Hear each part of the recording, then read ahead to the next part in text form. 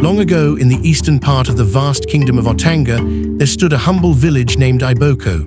Among its people lived a man named Obika, known across lands for his unmatched physical strength.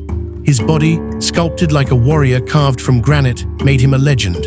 But Obika bore a secret sorrow. His manhood, unusually large, brought him nothing but pain.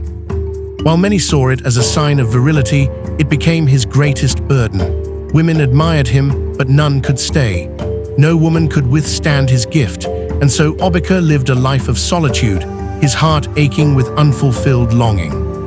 Despite this, Obika remained kind and noble, admired for his humility and generosity. Every festival, he was the first to volunteer, the strongest to compete, and the most cheerful in dance. In Iboko, there was a maiden named Lena, the most sought-after daughter of the village. Her skin glowed like roasted maize, and her eyes held stories of the stars. Men from neighboring lands sent gifts, hoping to win her hand, but Obika stood apart. Each morning, Obika would stand beneath the great Okuta tree near Lena's compound. With his deep voice, he sang songs of love and loyalty. He brought gifts of smoked meat, beads, and rare feathers from distant forests. Children giggled and danced, and the elders nodded in admiration. At the new yam festival, Obika carried a yam so large that 4 men had failed to lift it. Lena, watching from afar, began to soften. Weeks passed. One moonlit night, Lena approached him. "Your songs have stirred my soul, Obika," she said softly. "I will be yours." The village rejoiced, drums were beaten, and a feast declared.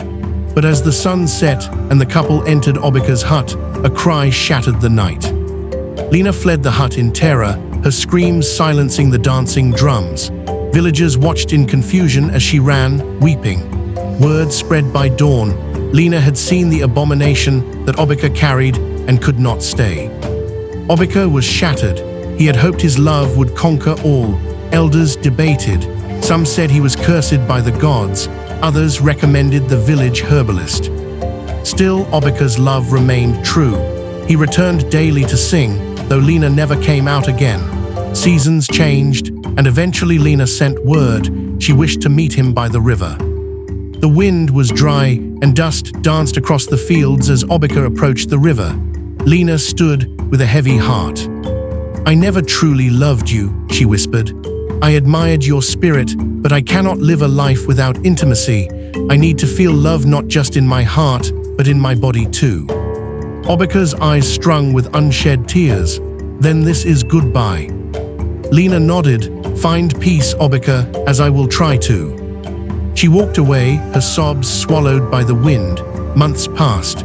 Lena later married a wealthy older man from a nearby village, becoming his third wife. Obika turned his heartbreak into service, helping the village more than ever. One year, the sacred Idoma River, lifeblood of Iboko, dried up. Crops failed, animals died, and the people wept. The elders consulted the diviner, who uncovered a prophecy. Only a man of great strength and divine endowment shall awaken the river. All eyes turned to Obika. He accepted the task, not for fame, but for love of his people. At the dry riverbed, he performed a sacred ritual, bearing his full strength and essence to the spirits. The sky thundered, the earth shook. Suddenly, the river returned, fuller than ever before. Iboko danced for days. Obika was named chief protector of the waters, and the king gifted him land, riches, and servants. But despite his fame, no woman dared lie with him. Far in the kingdom of Nariba, Princess Amara lived under a wicked curse. A jealous witch had vowed she'd never be satisfied by any man unless chosen by the gods. Every suitor failed her. Her father, King Omlu, nearing death, asked for her heart's desire. "I wish to meet the man they call Obika," she said. "Perhaps he is the one chosen for me." The king summoned him, but Obika, wary of trickery, refused. So the princess and her father journeyed to Iboko, with camels, jewels, and gold that turned the village into a festival ground. The moment Amara saw Obika, her heart thudded. He was like the man in her dreams. That evening, Obika walked to the river, mind heavy with thoughts. As he approached, he saw a woman bathing, glowing, ethereal, more spirit than human. Without thinking, he entered the water. They moved together, silently, rhythmically, passionately. He felt whole, complete. Then she vanished. Obika stumbled out of the river, dazed. Was she real? He wondered.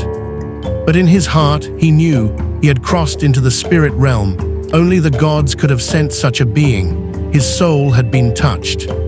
The next morning, King Omlu and King Aramu of Iboko sat in Obika's compound. The feast was grand.